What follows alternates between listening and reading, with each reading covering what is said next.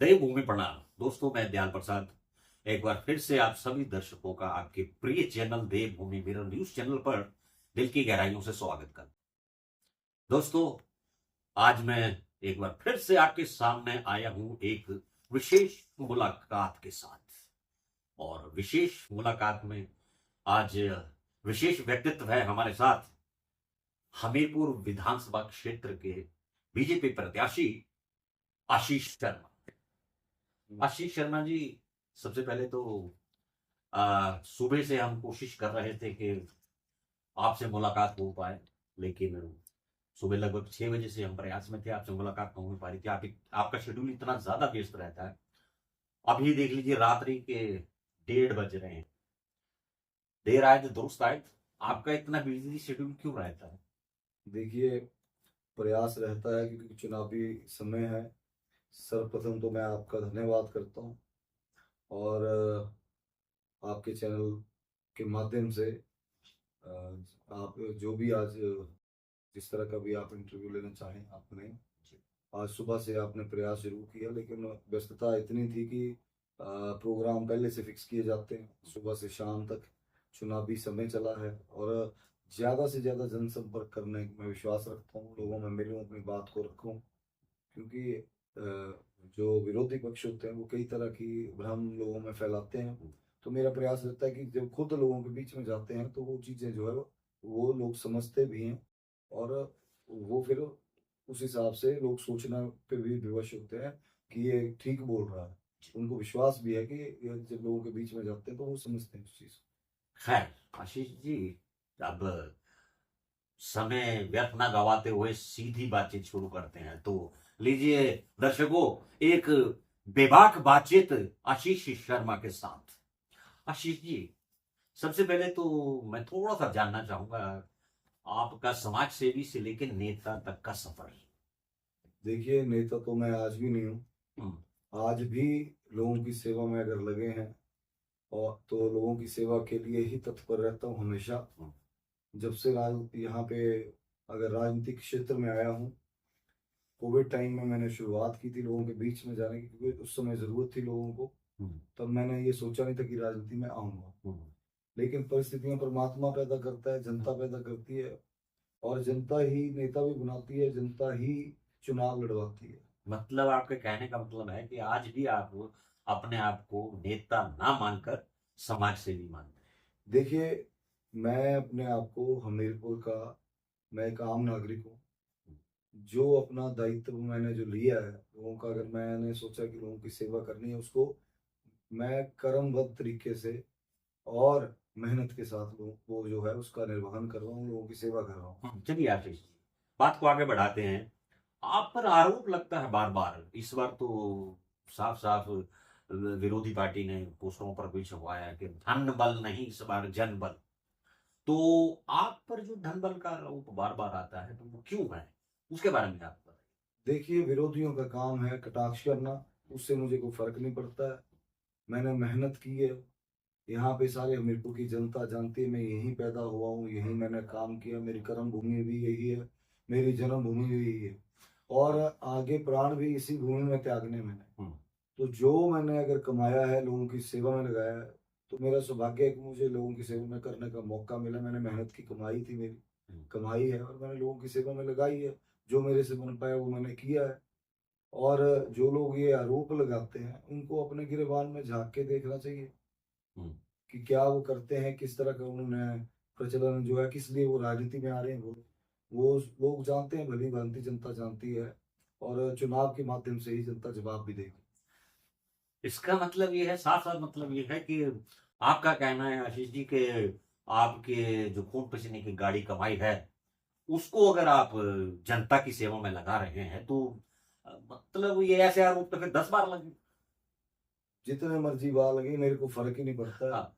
जब अगर आप नेक काम कुछ कर रहे हैं जी। तो नेक काम में बुराई भी कोई कर रहा है तो मैं नहीं समझता वो जितनी मर्जी बुराई करें, वो फर्क नहीं पड़ता है। आपकी अंतरात्मा मजबूत होनी चाहिए और नेक नियत से अगर आपने काम किया है तो वो कोई मैटर नहीं करता है लोग क्या बोल रहे हैं क्या नहीं बोल रहे अच्छा आशीष जी, एक बात और है कि शुरू से ही आपके बारे में ये चीज मिथ मिथ भी कुछ सच्चाई भी रही होगी कि आप कभी इधर जा रहे हैं, कभी उधर जा रहे हैं, कभी इधर जा रहे हैं, फिर इधर उधर, तो उसके बारे में कुछ बोलिए। कहाँ पे गया मैं, मुझे आप बताएं। मैं जब राजनीति में आया और सबको जब नया नया मैं मुझे लोगों ने बोला कि चुनाव लड़िए लड़िए, और 2022 में चुनाव लड़ा। पहले टिकट मांगा भारतीय जनता पार्टी से, उस समय सर्वे में भी नाम आया लेकिन नहीं टिकट मिला। और कांग्रेस पार्टी ने खुद अप्रोच किया, इनके जो शीर्ष नेतृत्व ने, दिल्ली से मुझे फोन आया कि आप ज्वाइन कीजिए, अगर आप कर सकते हैं तो हम आपको टिकट देंगे। और मैंने अपने जनता से, जो मेरे लोग, जो हमारे साथ लोग जुड़े हुए थे, उन सबसे मैंने वार्तालाप की, मैंने मीटिंग की। मुझे बोला गया उन्होंने सबने कि अगर आपको राष्ट्रीय पार्टी टिकट दे रही है तो आपको ज्वाइन कीजिए। मैं गया, मैंने ज्वाइन किया एक दिन के लिए, और जब ज्वाइन किया उन्होंने मुझे टिकट का एश्योरेंस दिया कि आपको टिकट मिल जाएगा, आप नॉमिनेशन भरिए। नेक्स्ट डे मेरा नॉमिनेशन था, मैंने नॉमिनेशन भी कांग्रेस पार्टी से भरा। लेकिन उसके बाद जो षड्यंत्र रचे गए मेरे साथ, मेरा टिकट अनाउंस नहीं हुआ। और उसके बाद जब मैंने अपने कार्यकर्ता थे उन सबसे पूछा क्या किया जाए, तो उन्होंने मुझे स्पष्ट रूप से कहा कि आप टिकट के लिए मना कीजिए। मैंने टिकट के लिए मना किया और कांग्रेस पार्टी से 40 घंटे के अंदर मैंने रिजाइन। और मैं कोई अभी भी मैं इंडिपेंडेंट था, इधर से उधर जाने की तो तब बात होती है अगर मैंने कांग्रेस पार्टी से छोड़ा है और फिर भारतीय जनता पार्टी में आ रहा हूँ। मैं तो इंडिपेंडेंट कैंडिडेट था, मैं तो किसी भी पार्टी में जा सकता, और मैं गया। जो मुझे विचारधारा मेरे को सूट करती है, मेरे लोगों को पसंद है, मैं उनके साथ गया। आज भारतीय जनता पार्टी का मेरे को गर्व रहा है, और मैं सौभाग्यशाली हूँ कि मुझे कार्यकर्ता के रूप में पार्टी में जाने का मौका मिला। और इस्तीफे की बात करते हैं, आपने इस्तीफा दिया था इस बार। मैंने जो 2022 में सरकार बनी, मैंने हर संभव प्रयास किया कि मुख्यमंत्री जी के साथ चलूं, समन्वय बिठा के, क्योंकि मेरे विधानसभा क्षेत्र का हित जो है वो वही है कि अगर जो सरकार है, इंडिपेंडेंट था तो जो सरकार बनी है, कांग्रेस की सरकार बनी, तो मुझे कांग्रेस की सरकार के साथ जाना था। और आज दिन तक इतिहास में भी रहा है कि जो भी इंडिपेंडेंट विधायक हुए उनको बड़े तवज्जो दी गई है सीएम द्वारा, उनके काम किए गए हैं। लेकिन ये पहली दफा इतिहास में हुआ है कि माननीय मुख्यमंत्री जी ने, प्रदेश सरकार ने, ना तो हम लोगों के काम किए, और उसके अलावा हम लोगों को प्रताड़ित किया, जलील किया गया, व्यवहार ठीक से नहीं किया गया। हमें यही समझ नहीं आया कि हम विधायक हैं कि क्या है। इस तरह का व्यवहार जब किया गया तो धीरे धीरे चीजें वो बुनती गई, और जब राज्यसभा का चुनाव हुआ तो हमें मौका मिला अपनी रिजनमेंट, हमें विरोध व्यक्त करने का। और पूर्ण रूप से मैंने जो है वोटिंग जो है कांग्रेस के अगेंस्ट की, भारतीय जनता पार्टी के प्रत्याशी को की। और उसके बाद जब ये सब सारा का सारा प्रकरण हुआ, 6 लोगों को इन्होंने निष्कासित कर दिया गया, हम 3 लोगों के ऊपर दबाव डाला गया। उस समय आपको याद होगा कि जब 6 लोग निलंबित हुए तो कांग्रेस पार्टी के 34 विधायक रह गए। स्पीकर महोदय का वोट काउंट नहीं होता, तो 33 रह गए। तो इन लोगों ने हर प्रयास किया कि तीनों में से एक इंडिपेंडेंट को हम अपने साथ जोड़ लेते हैं। कई तरह के प्रलोभन दिए गए, पैसे के लिए बोला गया, पद के लिए बोला गया, लेकिन हम लोगों ने उस चीज को ठुकराया, क्योंकि इन लोगों ने हमारे साथ जो व्यवहार 12 महीने में किया था, 1 साल में किया था, वो शायद बहुत ही निंदनीय था। और हमारी जो अंतर इनर कॉन्शियस थी वो अलाउ ही नहीं कर रही थी कि इनके साथ अब इनके ऊपर विश्वास किया जाए। और हमने फैसला लिया कि जनता की अदालत में जाएंगे। और मैं धन्यवादी हूँ भारतीय जनता पार्टी के शीर्ष नेतृत्व का, आदरणीय अमित शाह जी का, आदरणीय नड्डा जी का, आदरणीय अनुराग ठाकुर जी का, आदरणीय जयराम जी का, कि हमें उन्होंने कार्यकर्ता के रूप में लिया, हमें सुरक्षा मुहैया कराई, और जो भारतीय जनता पार्टी का प्रत्याशी भी मुझे यहाँ से चुना गया। जो आप प्रताड़ना की बात कर रहे थे, प्रताड़ना किस तरह की प्रताड़ना? देखिए, मिलना नहीं है, काम के लिए जाना तो काम नहीं करने हैं। अगर कोई भी समस्या है लोगों की बतानी, मैं कोई पर्सनल काम के लिए तो जाता नहीं था, लोगों की समस्याओं को लेके जाते थे, लेकिन वो सुननी नहीं है। और जितनी बार जाना, मिलने के लिए समय नहीं देना। मुझे मुख्यमंत्री महोदय ने तो 11 महीने मेरे से नहीं मिले, 11 मंथ्स। ओछी राजनीति यहाँ पे हो रही है, कारोबारी को डराया जा रहा है, व्यापारी वर्ग को डराया जा रहा है। किस लिए डराया जा रहा कि कि आशीष शर्मा के साथ नहीं चलना है। शायद ये जो लोगों का प्यार मुझे मिलता है, लोगों का आशीर्वाद मुझे जो जन समर्थन लोगों से मिलता है, शायद ये इनको नहीं भा रहा है। और किसी भी तरह के हथकंडे ये लोग अपना रहे हैं। जो लोग मेरे से मिलने आते हैं, उनके अगर उनकी गाड़ी, उनकी बाइक मिल जाए इनको, तो उनके चलान लग पड़ते हैं करना। कोई अगर फेसबुक पे शेयर कर देता मेरी पोस्ट, और अगर कोई व्यापारी व्यापारी है या कोई काम शॉप है उसकी, तो वो वहाँ पे उसके वहाँ पे छापे मारना शुरू कर देते हैं, उसको नोटिसेस देना शुरू कर देते हैं। इस प्रकार की राजनीति जो है वो हमीरपुर में प्रदेश में कभी भी नहीं हुई। कभी भी नहीं। और जो प्रताड़ना इन लोगों ने मेरी भी पिछले 4 महीने में की है, शायद वो भी दुर्भाग्यपूर्ण है। और जब राज्यसभा का चुनाव हुआ, जिस तरह से इन लोगों ने पिछले 11-12 महीने में मेरे साथ व्यवहार किया, तो मैं तो ये समझता हूँ कि अगर इस तरह, मैं तो नया-नया बच्चा आया हुआ था राजनीति में, और मुख्यमंत्री महोदय जिस तरह से चलाते हैं हम चलते।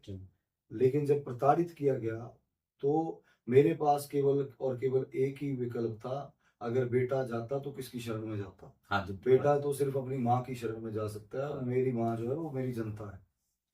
अच्छा सर, मैं एक चीज और आपसे पूछना चाहता हूँ कि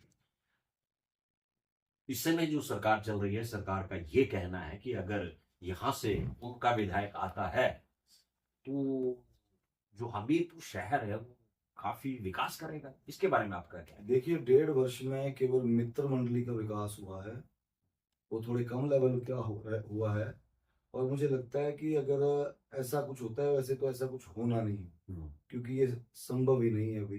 तो जिस तरह के जन समर्थन और जिस तरह का आशीर्वाद लोगों का मिल रहा है, और जिस तरह से लोगों के सेंटिमेंट्स पूरे हमीरपुर विधानसभा क्षेत्र के हर्ट हुए हैं, तो मुझे नहीं लगता कि इस तरह की परिस्थिति आएगी। लेकिन अगर ऐसा आपको लगता है, तो आपके जो आपने सवाल किया है उसका जवाब मैं ये दे देता हूँ आपको, कि जो मित्र मंडली में जो पहले कमियां रहेगी होंगी, कुछ खाने पीने में, जो भी इन लोगों ने पिछले 1.5 वर्ष में जिस तरह से भ्रष्टाचार किया है, तो हो सकता है जो आने वाले समय में और भी चरम सीमा पे जो है ये भ्रष्टाचार जाए। तो आपका कहने का तात्पर्य ये है कि हमीरपुर का विकास अगर उस स्थिति में होता है तो हमीरपुर का ना हो करके उनकी मित्र मंडली का विकास हो। उनके मित्र मंडली का, उनका पर्सनल विकास जरूर होगा, क्योंकि ये लोग राजनीति में कोई सेवा भाव से नहीं आए हैं। ये राजनीति में एक कारोबारी समझ लीजिए आप, के हमने यहाँ पे आके पैसा कमाना है, यहाँ पे आके भ्रष्टाचार फैलाना है, इसी नीयत से ये सरकार भी लगी है। और जो इनके नेता हैं वो भी इसी नीयत से प्रदेश को लूटने में और प्रदेश को खोखला करने में लगे हैं। ठीक है आशीष जी, अब ज्यादा समय नहीं लूंगा आपका, क्योंकि काफी बातचीत आपके साथ हो चुकी है। जाना था कि बहुत सारे जो प्रश्न थे उनका जवाब आपने दिया। मैं अंत में ये जरूर चाहूंगा कि कोई संदेश अगर आप हमीरपुर की जनता को देना चाहें। देखिए, मैं तो आपके चैनल के माध्यम से हमीरपुर की देवतुल्य जनता को यही प्रार्थना करूंगा कि ये जो चुनाव है, इसमें आपने जो भी 10 तारीख को वोटिंग होनी है, इसमें मेरा सहयोग करें, मुझे अपना आशीर्वाद दें। पहले भी कोविड टाइम से लेके अभी तक आपकी सेवा में हाजिर रहा हूँ। जो बन पाया अपने क्षेत्र के विकास के लिए आपकी आवाज़ हमेशा बुलंद की है, और आगे भी आने वाले समय में जो बन पाएगा क्षेत्र के लिए तन मन धन समर्पित भाव से आपके आपके लिए काम करेंगे, अपने क्षेत्र के लिए काम करेंगे, अपने क्षेत्र को आगे बढ़ाने के लिए काम करेंगे। यही मैं आपको आश्वासन और विश्वास जता सकता हूँ। और ज़रूर पहली 10 तारीख को पहले नंबर पे जो मेरा ईवीएम का ईवीएम की मशीन पे बटन है, पहला नंबर है, पहले नंबर पे बटन दबा के कमल के फूल के सामने मुझे अपना आशीर्वाद दें, और फिर से दूसरी बार हमीरपुर विधानसभा क्षेत्र की सेवा करने का मौका दें। यही मैं बोलना चाहूंगा। बहुत बहुत धन्यवाद। तो दोस्तों, ये थी आशीष शर्मा, जो बीजेपी के प्रत्याशी हैं हमीरपुर विधानसभा क्षेत्र से। इनके साथ बेबाक बातचीत, और जितने बेबाक हमारे सवाल थे उतने ही बेबाक अंदाज में इन्होंने उनके जवाब दिए, और बहुत अच्छा लगा। इन्हीं शब्दों के साथ मैं आशीष शर्मा जी का धन्यवाद करना चाहूंगा, Thank you. आपने समय दिया। और आप सभी दर्शकों का बहुत बहुत दिल की गहराई से धन्यवाद। Thank you. Thank you. Good night. जय हिंद।